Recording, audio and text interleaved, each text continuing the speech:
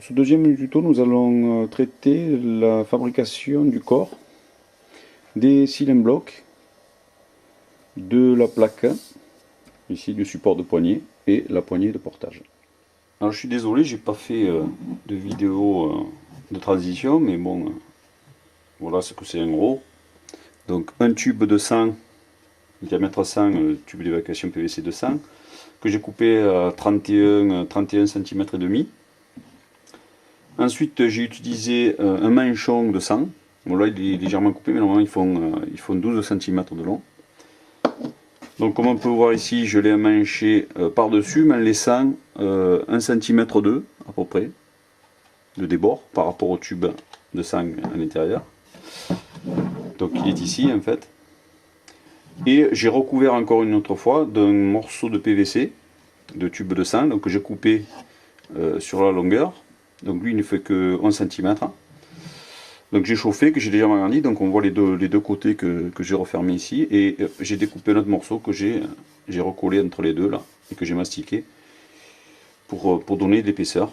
Donc en fait tout ça pour donner une épaisseur supplémentaire et faire quelque chose de propre. Donc là j'ai commencé à mastiquer pour faire le chanfrein. Donc là il est presque fini ici là. Et là il est en cours de fabrication.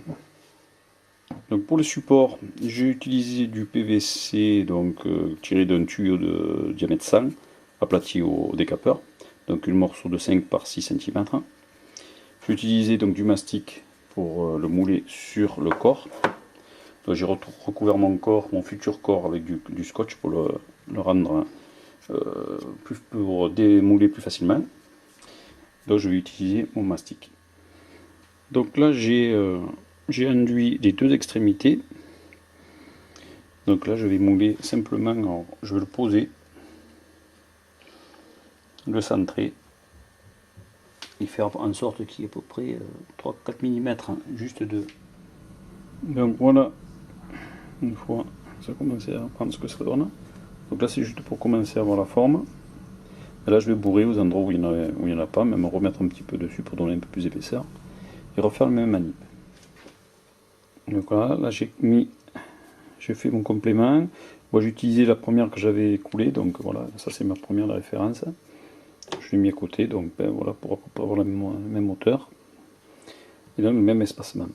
Ensuite pour le support, j'ai utilisé de la tôle d'aluminium de 2 mm d'épaisseur. Deux petits morceaux de 5 cm par 6 cm pour qu'ils iront directement sur donc nos supports qu'on aura fait. Dans un premier lieu, ben, je vais percer deux trous en diamètre 4, puisque je vais utiliser des vis, donc des vis à tête fraisée, hein, de 4 par 50 mm. Donc j'ai vissé, ben, j'ai percé et vissé, donc on aura l'origine. Et ensuite j'ai utilisé du PVC de 40, donc un morceau de 4 cm de haut, que j'ai chauffé au décapeur thermique. J'ai légèrement déformé pour donner une forme un peu oblongue, on va dire. Et en fait ça sera présenté là-dessus. Alors j'ai commencé à faire un petit peu une petite échancrure puisqu'en fait il y aura un tube de 40 qui va aller par dessus. Donc là je vais le coller sur la plaque pour en fait pouvoir y coller de la résine à l'intérieur. Ensuite je vais prendre un morceau de tube de 40 par 7 cm que je vais couper donc deux fois pour faire les deux supports. Donc là j'ai commencé à faire un premier support. En fait j'ai collé un manchon de 40, donc on tombe bien sûr les picots à l'intérieur et on le passe sur le morceau de tube, donc ça donne ça, collé ensemble, donc affleurant d'un côté, il doit dépasser à peu près d'un centimètre de l'autre. Et j'ai tracé donc sur mes supports que j'ai coulé en résine, donc là j'ai tracé les deux perçages, donc tout ça pour pouvoir les mettre en place.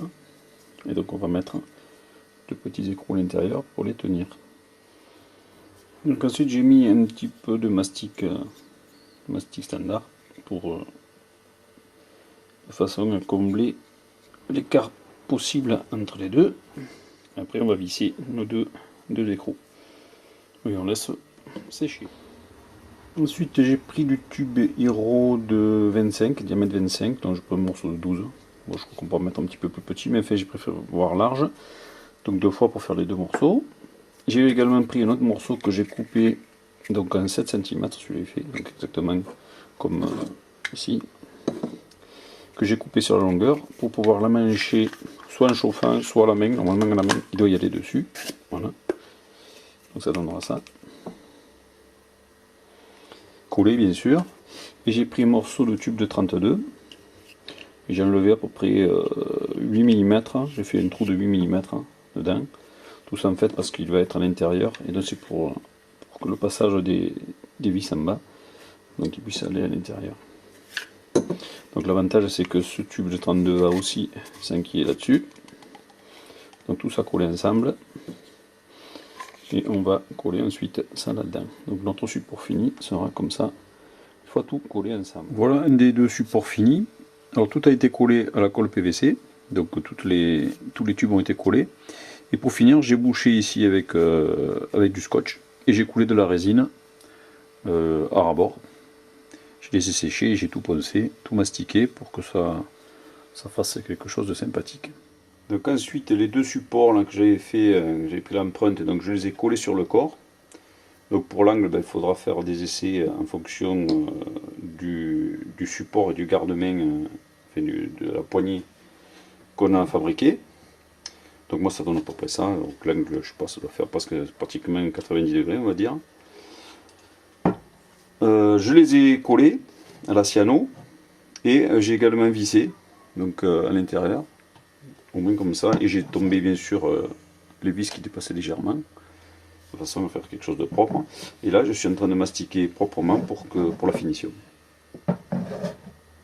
Donc en fait les supports, une fois terminés, viendront se visser ici de chaque côté. Donc pour le passage de la courroie qui va entraîner le moteur et donc pour la fixation du moteur, j'ai fait à peu près, donc on va dire, donc là le dessus de la réplique est ici, on va dire pratiquement à 120 degrés.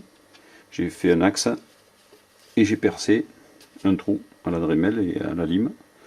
Donc le trou fait à peu près 1,5 cm du bord, là je l'ai fait, 2,5 cm de profondeur sur 5,5. Donc en fait il correspond à peu près au trou que j'avais fait dans mon compartiment moteur, donc là que je suis en train de finir de peindre. Donc ensuite sur le dessus du tube, j'ai tracé 2 fenêtres en fait que je vais découper. Bon ça vous mettez à la rigueur, vous mettez les dimensions que vous voulez. Bon moi je le fais à peu près 11 cm, 11 par 6. Et puis je vais faire un petit décroché pour pas trop affaiblir à ce niveau là. Donc des 2 côtés pour accéder à la gearbox et au hop-up. Donc mes 2 découpes ont été faites à la Dremel. Donc ici. Donc là j'ai remis, donc on garde bien sur les plaques qu'on enlève, on essaie de faire une coupe la plus discrète possible.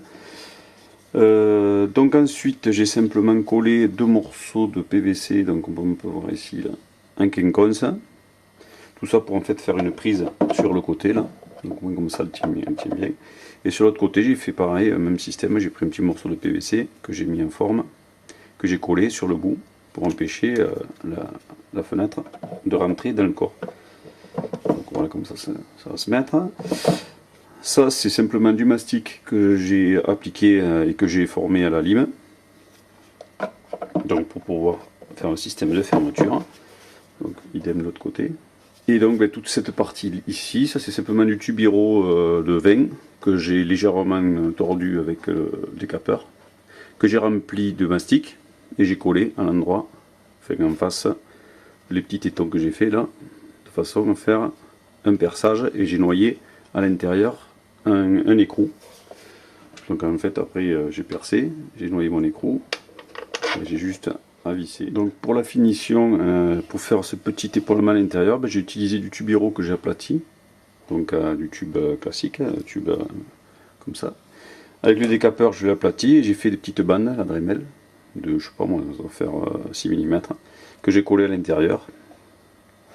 Et donc pour faire juste ce retour là, je vais peut-être en refaire un ici aussi, et un en bas, de façon à faire. Pour ce qui est purement esthétique et purement finition, j'ai rajouté un morceau de PVC rond, de rondin PVC de 8, que j'ai collé simplement là, à la moitié sur le dessus, et que j'ai enduit avec du mastic pour qu'au niveau esthétique ce soit un peu plus joli. Ça sert strictement à rien, hein, c'est juste pour faire joli. Donc, pour la poignée, j'ai utilisé du tubiro de diamètre 25, j'ai pris le morceau de 14 cm. Je l'ai entaillé sur toute la longueur. Voilà. Je vais vous expliquer pourquoi. Ensuite, j'ai fait une petite encoche à l'opposé donc de l'ouverture que j'ai faite, juste une petite encoche à côté. Alors là, j'ai déjà mise en forme. Et ainsi que deux petites éncrures. En fait, pourquoi c'est tout simplement pour chauffer un petit peu. On chauffe un peu. Et on tord vers l'intérieur. Et on maintient tordu. Donc ensuite, j'ai utilisé une tige filetée c'est du M8, je crois.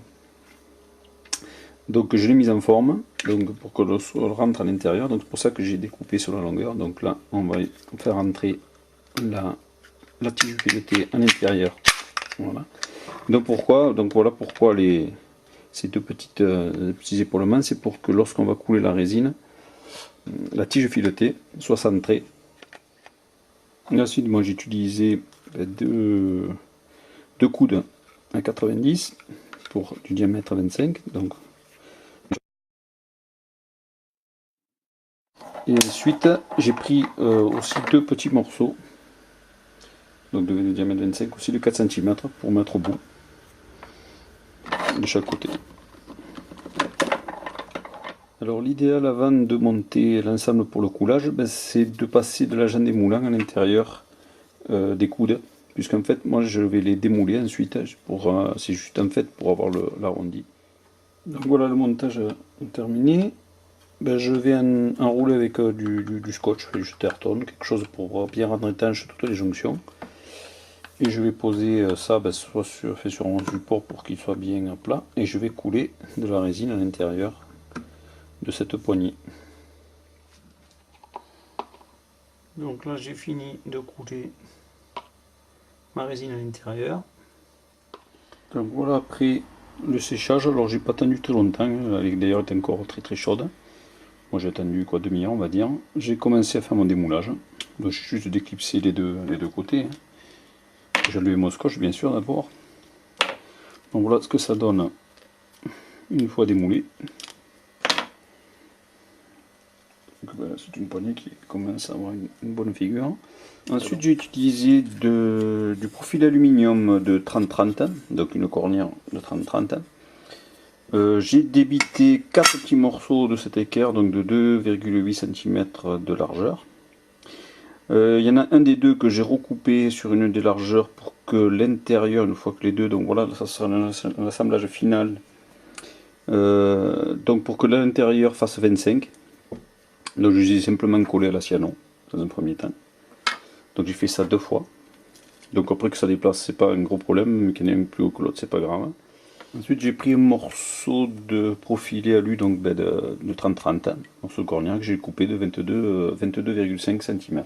Donc là je vais placer à chaque extrémité ces deux supports que je vais dans un premier temps simplement coller à la Ciano et ensuite je visserai avec des petites vis. Donc voilà. Donc là j'ai fixé mes deux supports. Maintenant j'ai fait 3 perçages en fait. Chaque fois, j'ai fraisé les têtes et j'ai mis 3 petites vis de 3 avec les écrous. Donc tout tient bien. Alors ensuite, j'avais ma poignée d'origine, je l'ai faite un petit peu trop large. Donc j'en ai refait une. On peut voir un peu plus haute et moins longue. Donc de façon à avoir un anthrax de 15 cm que j'ai reporté donc sur le profil ici en faisant un petit coup de pointeau. Et donc je vais percer pour pouvoir mettre la poignée en place là-dessus.